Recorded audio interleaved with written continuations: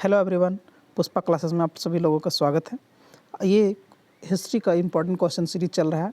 इसके पहले मैंने हिस्ट्री का 5 चैप्टर का अपलोड किया था। अगर आप लोग उसको नहीं देखे होंगे तो आप लोग से रिक्वेस्ट है कि पहले उसको देखें। और ये आज हम लोग का चैप्टर 6 जो है वो भक्ति सूफी परंपराएं, आज इससे रिलेटेड हम लोग इम्पोर्टेंट क्वेश्चन कुछ इसको इसे एक्सप्लेन करेंगे और हम लोग इसको समझेंगे। एग्ज़ाम से पहले आप लोग को ये वीडियोज़ काफ़ी इंपॉर्टेंट रहने वाला है, तो आप लोगों से गुजारिश है कि आप लोग टोटल जो सब्जेक्ट का वीडियो अपलोड किया जा रहा है इंपॉर्टेंट क्वेश्चन सीरीज का, उसको अच्छे से देखें और उसको समझें। तो आइए हम लोग डिस्कस करते हैं चैप्टर 6 भक्ति सूफी परंपराएं। ठीक है, तो पहला क्वेश्चन है भक्ति आंदोलन का क्या अर्थ है। तो कई हिंदू संतों और सुधारकों ने धार्मिक सुधार लाने के लिए आंदोलन चलाए जो भक्ति आंदोलन के नाम से प्रसिद्ध हुआ। ठीक है, अपनी भक्ति को दर्शाने के लिए, यहाँ भक्ति होगा, भक्ति को दर्शाने के लिए मंदिरों में देवताओं के समक्ष उनकी स्तुति में गीतों के माध्यम से लीन हो जाते थे।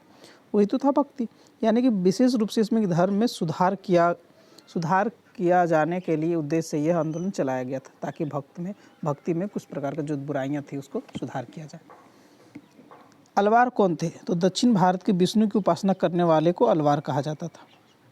ठीक है, और आप लोग एक चीज़ और याद रखिएगा, नयनार ये किससे संबंधित है? तो आप लोग को पता होना चाहिए, शैव यानी कि शिव की भक्ति से संबंधित है। ठीक है, या फिर इसको शैव भी कह सकते हैं। तो ये अलवार और नैनार। तो नेक्स्ट क्वेश्चन है भक्ति आंदोलन के 4 प्रसिद्ध संतों के नाम बताइए। तो आप लोग को तो पता होगा, इसमें मुख्य रूप से जो थे रामानंद स्वामी, कबीरदास, गुरु नानक देव, मीराबाई। ठीक है, ये भक्ति आंदोलन का है। इसमें आप लोग सूफी संत को इसमें नहीं जोड़िएगा, उसके लिए अलग से है। ठीक है, तो ये भक्ति आंदोलन के गुरु थे। सूफीवाद से आप क्या समझते हैं? देखिए, भक्ति और सूफी दोनों एक दूसरे को रिलेट करता है। ये एक उपासना का तरीका है। देखिए, सूफी मत के मूल सिद्धांत कुरान और हज़रत मोहम्मद को हदीस से मिलते हैं। सूफी शब्द मुस्लिम संतों के लिए प्रयोग किया जाता है। सूफियों ने कुरान की व्याख्या अपने के आधार पर की। सूफी संतों के विचारों को सूफीवाद कहा जाता है। ठीक है, नेक्स्ट है सूफी विचारधारा में मुर्शिद का क्या महत्व है। तो इसका मुर्शिद का क्या महत्व है? सूफी विचारधारा के अनुसार प्रत्येक व्यक्ति का कोई धार्मिक गुरु को मुर्शिद के नाम से उसमें बताया गया है, सूफीवाद में होना चाहिए, जो उसका ईश्वर से संपर्क करवा सके। उनके अनुसार जिन व्यक्तियों का कोई गुरु अथवा मुर्शिद नहीं, उनका कोई धर्म नहीं। ठीक है, ये सूफीवाद विचारधारा के अनुसार है, ये मेरे अनुसार नहीं समझ लीजिएगा, ये जो सूफी मत है उनके अनुसार। नेक्स्ट है भक्ति आंदोलन के उदय के कारणों का विवरण दीजिए। 5 अंक का प्रश्न है, तो इसके भक्ति आंदोलन का उदय आखिर हुआ ही क्यों, उसको हम लोग समझते हैं। पहला देखिए, वैष्णव मत का प्रभाव। पहला था वैष्णव मत का प्रभाव, हिंदू धर्म की त्रुटियां, इस्लाम के फैलने का भय, सूफी मत का प्रभाव, महान सुधारकों का उदय। यही वो काल था जब अन्य प्रकार के लोगों का उदय हुआ, जो धार्मिक सुधार चाहते थे, सामाजिक में बदलाव चाहते थे, विशेषकर इसमें धर्म में बदलाव चाहते थे। इस कारण यहाँ इसमें धार्मिक आंदोलन हुआ। नेक्स्ट है भक्ति आंदोलन के मूल सिद्धांत पर प्रकाश डालिए। तो भक्ति आंदोलन का मूल सिद्धांत क्या था? तो एक ईश्वर में विश्वास, शुद्ध कार्य करना, विश्व भ्रातृत्व की भावना पर बल देना, यानी कि पूरे विश्व में भाईचारे को बढ़ावा देना, प्रेम भाव से पूजा करना, मूर्ति पूजा का खंडन करना, जात पात का खंडन करना, गुरु भक्ति करना। ठीक है, ये भक्ति आंदोलन के मूल सिद्धांत थे। अब भक्ति आंदोलन के प्रभाव और महत्व की चर्चा करें। इसमें क्या महत्व हुआ और इसका प्रभाव क्या पड़ा? तो पहला देखिए, धार्मिक प्रभाव क्या पड़ा उसके बारे में समझते हैं।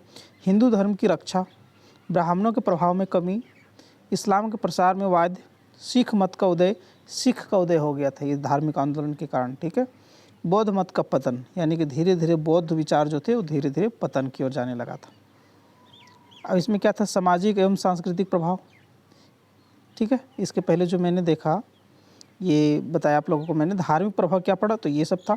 अब सामाजिक तथा सांस्कृतिक प्रभाव क्या पड़ा उसको हम लोग समझते हैं।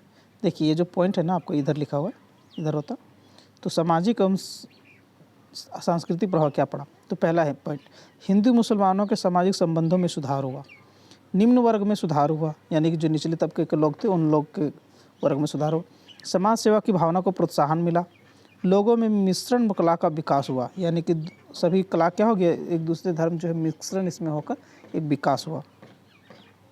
सूफी मत के मुख्य सिद्धांत क्या थे? तो सूफी विचारधारा का मेन सिद्धांत क्या था? तो सबसे पहले अल्लाह से प्रेम, सांसारिक सुखों का त्याग, अहिंसा तथा शांतिवाद में विश्वास, मानवता से प्रेम, मुर्शिद की महत्ता, मुर्शिद यानी कि वही गुरु, ठीक है, गुरु की महत्ता, भौतिक सिद्धांत, अल्लाह की भक्ति में संगीत तथा नृत्य का महत्व, ये सभी उसमें सिद्धांत आया था सूफी मत के अनुसार, ठीक है।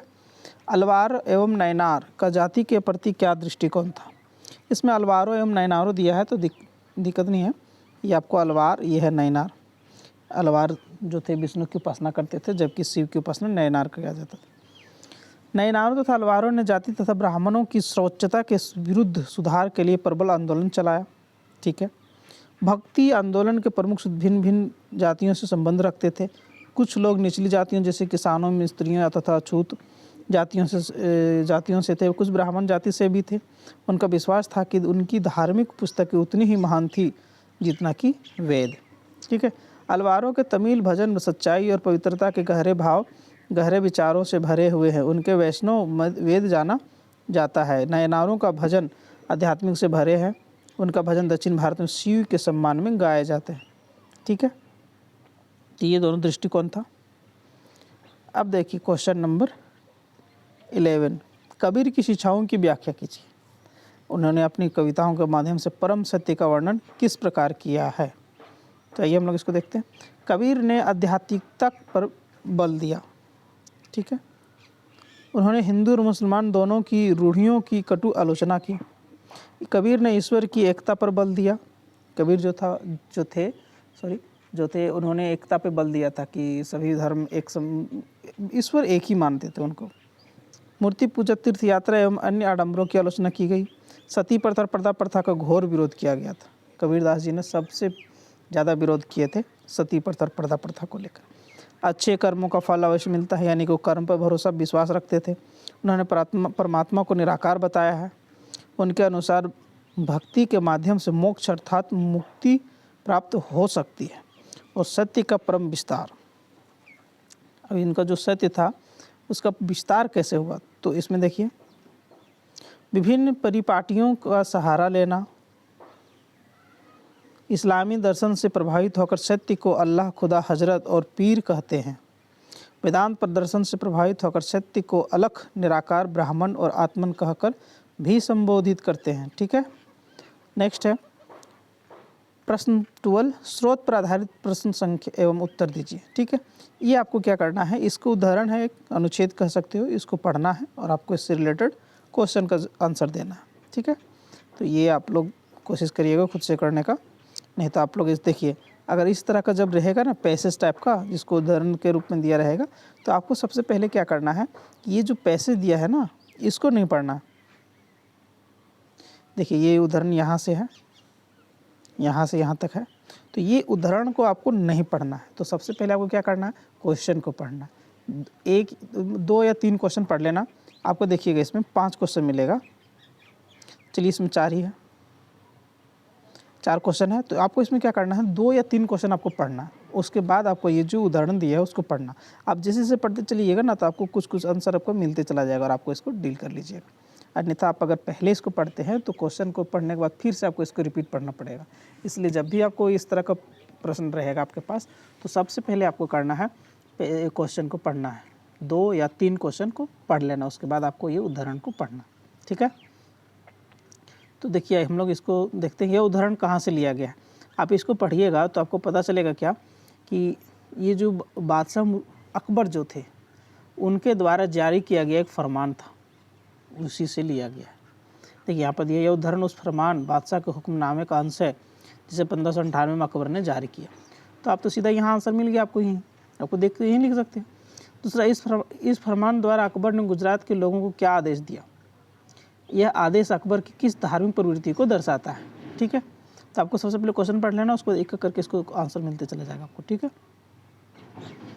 देखिए इसमें हम आपका आंसर यहाँ लिखे हैं, तो आप इसको थोड़ा सा देख लीजिए और आपको कोशिश करिएगा खुद से बनाने का। आंसर तो खैर दिया हुआ है, तो आप लोग देख लीजिए। यह उदाहरण सम्राट को उस फरमान से लिया गया जिन्होंने 1598 में जारी किया, ठीक है। इस फरमान के द्वारा अकबर ने गुजरात के लोगों को आदेश दिया कि वे ईसाई पादरी को गिरजाघर बनाने दें जो उसे बनाना चाहते हैं। यह आदेश अकबर की धार्मिक सहनशीलता की प्रवृत्ति को दर्शाता है। यह सभी धर्मों का समान आदर करते थे। ठीक है, और चौथा क्वेश्चन पढ़ लेते हैं। वे कौन से लोग थे जिनकी और बादशाह के फरमान को ना मानने की आशंका थी। आपका जो अकबर आदेश जारी किए थे, उनके द्वारा जारी किया यह फरमान अकबर को किस व्यक्ति से लगता था कि ये फरमान को वो कभी एक्सेप्ट नहीं करेगा। तो देखिए इसमें दिया है, बादशाह को आशंका थी कि संभवतः गैर ईसाई इस फरमान को ना मानेंगे। ठीक है, यानी कि जो ईसाई नहीं तो उन्हें गैर ईसाई कहा। तो इस तरह से आप लोगों को क्वेश्चन एक दो को सॉल्व करना है खुद से पहले, एग्ज़ाम से पहले, ताकि एग्ज़ाम के टाइम में आपको अच्छे से फिट होकर तैयार होकर चले जाएं। ठीक है यार, अब आप लोग एडमिट कार्ड तो स्कूल से मिल गया होगा, आशा करते हैं आप लोग अपना डेट शीट देख लीजिएगा अच्छे से। और अगर सेंटर नहीं देखे हो तो आप पहले सेंटर पता कर लीजिए कि कहाँ है और कैसे जाना है। और कोशिश करिएगा आप लोग एग्ज़ाम टाइमिंग से 1 घंटा पहले पहुँचने का, ताकि आप अच्छे से वहाँ पर फ्रेश भी हो ले और अच्छे से आप फिट रहे। और तैयारी भी करिए, और तैयारी के साथ साथ आप लोग अपना सेहत का भी ख्याल रखें, अन्यथा आप एग्ज़ाम में आप लोग को डिस्टर्ब होगा, जिससे कारण आपका रिजल्ट भी ख़राब हो सकता है। ठीक है, तो आशा करते हैं आप लोग को ये वीडियो पसंद आया हो। अगर आया हो तो अपने दोस्तों के साथ शेयर जरूर करें। मिलेंगे नेक्स्ट वीडियो में, तब तक के लिए जय हिंद।